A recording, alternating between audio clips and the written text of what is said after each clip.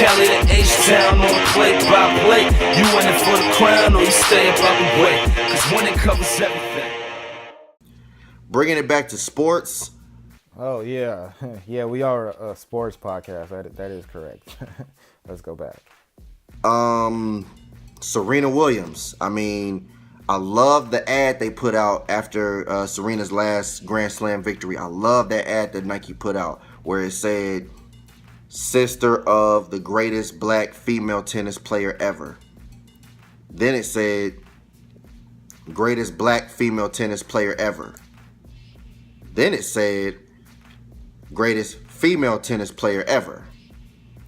Then it said, greatest tennis player ever. And then it just said, greatest ever. I love that ad, and that's honestly what Serena is. She is in that greatest athlete ever discussion. She is incredible. She's won the most majors in the Open era. She's one away from tying the most majors, period. And that's what's so dope about this conversation is that, you know, we see males and female GOATs like equally. Like we're at the era where both sexes are just off the charts, like just on some, you know, the once in a lifetime type stuff.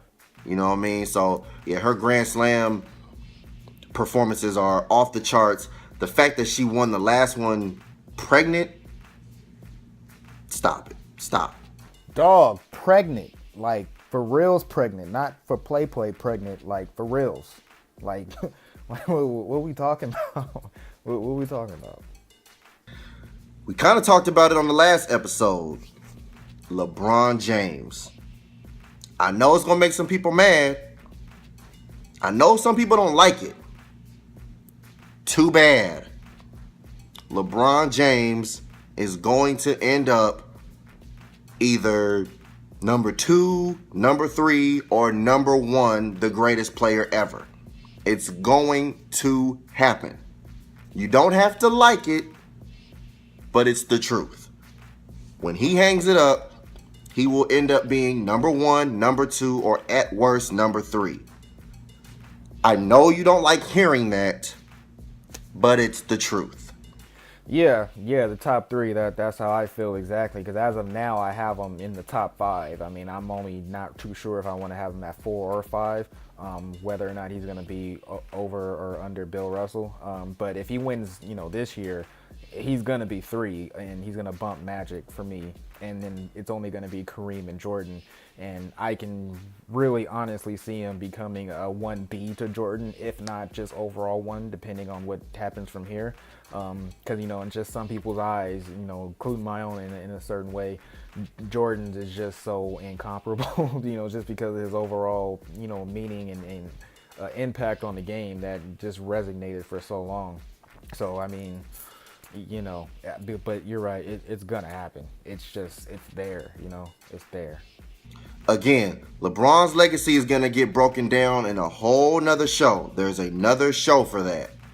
We're gonna get to it, but just briefly throwing it out there. We don't want to make this the LeBron James podcast, but just so y'all know, he is going to be one of the greatest of all. He already is one of the greatest of all time, but I'm talking like top 2, top 3, and perhaps number 1. Sorry for those that don't like it. They be alright. They alright. All right, Tom Brady. Disclaimer, I didn't like Tom Brady for a long time. Didn't like him. I felt he was just the beneficiary of great defense, which to a large degree was true early on. He was winning his first 3 Super Bowls.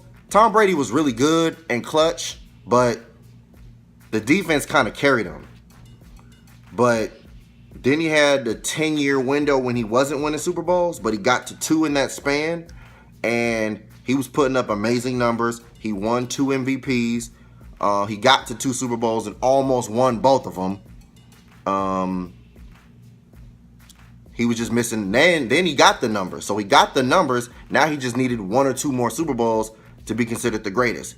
He won after the 2014 season, and then he won this past Super Bowl. So 5 Super Bowls, most ever. 7 Super Bowl appearances, most ever. He's won more games than any other quarterback. He's got 2 MVPs.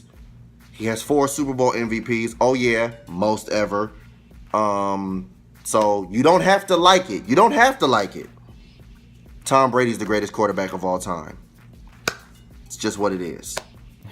Now, you know what's crazy to me about Tom? It's like not just the numbers and the hardware, but just the fashion in which he got to those Super Bowls and won them. Because even in the first 3, it's like, yeah, it was a defensively heavy team, but he made no mistakes. Even in the opening one, he was stealth. Like, he did what he had to do. I mean, whether it's a game manager or not, he didn't mess up. He's made, like, no Super Bowl mistakes, like, at least any serious ones. And then when you want to talk about the 07, when they almost had the perfect season, he was one lucky catch away and getting his head banged in by Strahan and those boys from going 4 for 4 and having a perfect season. He would have been the GOAT then, if you want to be real about it, because that was just so heavy. But the fact that he lost that game, then came back 4 years later, lost it again to some more just crazy stuff. Wes Welker dropping the catch and Eli doing the crazy pass in the corner to Randall. Once again, he lost again in fashion that had nothing to do with him. And then the whole Seattle Seahawks thing, that's when I was done. Because, I mean, that's just destiny. Because it looked like the Seahawks were going to have that magic with, Curse's crazy catch. And all they had to do, we all know what they should have done. But they didn't do it. And that led to Tom Brady getting his 4th Super Bowl. And in the same fashion, that game, he played flawlessly. He had the crazy 4th quarter drive that basically put them on top because they were losing that game. And he, once again, came to the rescue. And then the last Super Bowl, to me, he was already basically the GOAT, but that concealed his GOATness because he came back from 28-3. I was livid. I lost my mind because that was just something that I couldn't believe I was watching. Because not only did he have this resume of great Super Bowls, but he capped off his last one, at least to this point, he might get more, in a fashion that we never seen before. It was just like, bro, give him the title. Like, there's nothing to talk about. It's him. It's him. Another GOAT that was produced in this era, without question, Beyonce. Beyonce definitely deserves a seat at the GOAT table. Now, in my opinion, there will never be a bigger entertainer, a better entertainer, a bigger pop star in the culture than Michael Jackson. Period. It'll never happen again. It just won't. Never. Not never. Never. Just no. However, Beyonce is the first artist that we can say deserves a true seat at the table since Michael. From this era, Beyonce is one that can sit at the table. And my personal opinion, as a pop icon, she has surpassed everybody not named Michael Jackson. She's mega huge. She sold a bunch of records. She won a bunch of Grammys. She has the record for most Grammys in one night. She beat Lauryn Hill's record of that back in the, I want to say, 2010 Grammys. She did that. Her Formation tour, ridiculous.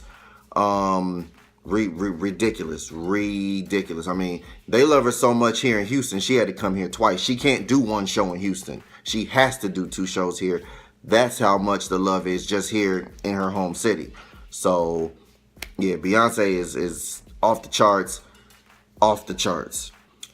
The thing is, Beyonce managed to do something that not really any artist, especially no female artist, has ever done. She really taps into the soul, the mind of women. Dude, yeah. I mean, as far as women, and especially black women, like, Beyonce is highest of the highest echelon of basically, like, artist, period. But especially for her to be a black woman, especially with the start that she had, it's, like, really inspirational. Like, it's, it is Michael-esque, if we must say. We've never seen this before. We don't know another artist that, I know women that will stab you for Beyonce. Like, it's scary. Yeah, Bayhive don't play. They'll cut you. No, like, for real. Cut you. She makes songs to women, for women. She speaks to women in a way it's unreal. I always say it. the thing that Beyonce really does and why women love her so much, she's the poster child. She showed you that you can have it all. You can be pretty. You can be great at what you do and get married and have kids and raise a family and still be successful while doing all of those things and do it for a long period of time. That's the thing that Beyonce does so well, and she really tapped into that, into the hearts of women and into the psyche of women to show that you truly can have it all. And not just for a long period of time, but at the highest level. I mean, her getting married and having kids, it wasn't with Stedman.